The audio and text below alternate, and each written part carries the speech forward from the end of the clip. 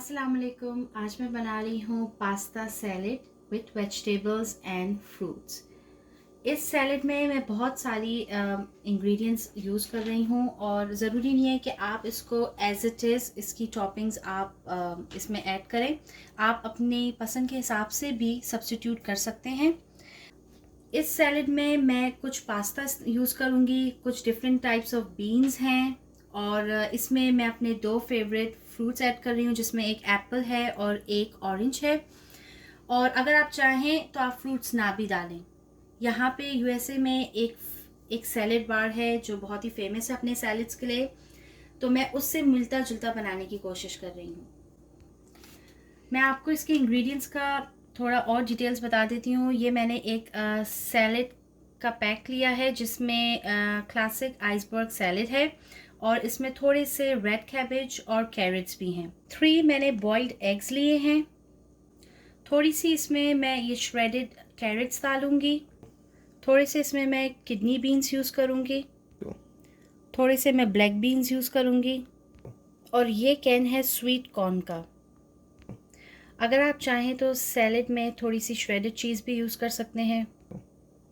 और मेरे पास ये 2 किस्म के पास्ता हैं। ये वाला पास्ता स्पाइरल है और जो सेकंड पास्ता मैं यूज़ कर रही हूँ वो शेल्स में है। ड्रेसिंग्स आप अपनी पसंद की ऐड कर सकते हैं। क्योंकि मुझे रेंच पसंद है इसलिए मैं एक ड्रेसिंग रेंच की रखूँगी और दूसरी ड्रेसिंग मैं यूज़ कर रही हूँ थाउजेंड आइलैंड की। आप कोई और ड्रेसिंग भी यूज़ कर सकते हैं अपनी पसंद की। अगर आपको few drops of olive oil use करने हैं तो वो भी अपने सैलेड में यूज़ कर सकते हैं।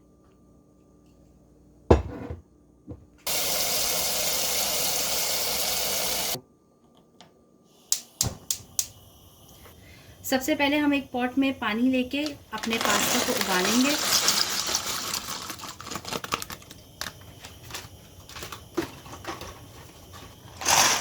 मैं पूरा पास्ता यूज़ नहीं कर रही हूँ, ये मैं शेल्स वाले पास्ता भी इसमें ऐड कर रही हूँ, बस थोड़े से ऐड करूँगी। इन दोनों पास्ता को मैं साथ ही उबाल रही हूँ और साथ ही इसमें मैं 1 टीस्पून सॉल्ट ऐड कर रही हूँ और थोड़ा सा इसमें कुकिंग ऑयल मैं ऐड करूँगी और 10 मिनट्स के लिए पास्ता को उबलने छोड़ दें। पास्ता बॉईल हो गए हैं तो अब हम इसका पानी स्ट्रेन कर लेंगे।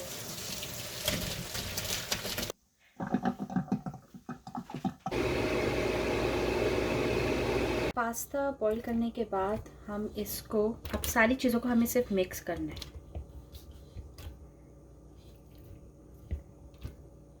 आप देख सकते हैं मैंने 2 किस्म के पास्ता लिए हैं, एक शेल्स के शेप्स में है और एक स्पाइरल। आप किसी भी किस्म की शेप का पास्ता ले सकते हैं। एप्पल्स को मैंने इस तरीके से छोटे छोटे पीसेस में काट लिया है और ये ऑरेंज है।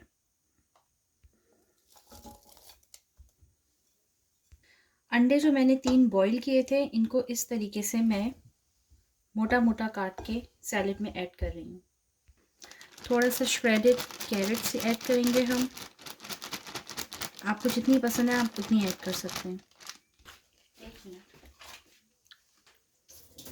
थोड़े से इसमें मैं स्वीट कॉर्न ऐड करूँगी। इसका मैंने कैन में से पानी निकाल के स्वीट कॉर्न अलहदा कर लिए। थोड़े से मैं इसमें ब्लैक बीन्स ऐड कर रही हूँ। मैंने ब्लैक बीन्स को कैन से निकाल के हल्का सा वॉश कर लिया है। थोड़े से मैं किडनी बीन्स ऐड कर रही हूँ। इनको भी मैंने कैन से निकालने के बाद थोड़ा सा वॉश कर लिया है। ये मेरे पास आइसबर्ग सैलेड का एक पैक है, मैं इसको भी ऐड कर रही हूँ इसमें।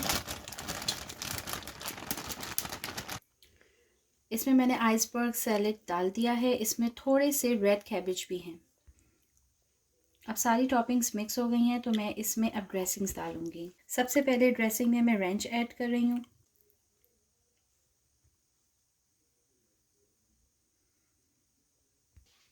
सेकंड ड्रेसिंग में मैं थाउजेंड आइलैंड यूज़ करूँगी।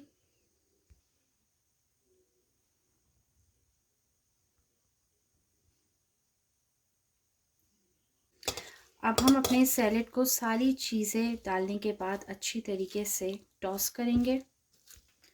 आप देख सकते हैं मैंने अच्छी तरीके से इसको टॉस कर लिया है और हमारा सैलेड तैयार है। और ये बहुत ही हेल्दी है क्योंकि इसमें बीन्स, वेजिटेबल्स और पास्ता है और फ्रूट्स भी ऐड किए हैं मैंने अभी चीज़ ऐड नहीं की है। अगर आपको चीज़ ऐड करनी है तो बिल्कुल आपको लास्ट में ऐड करनी है।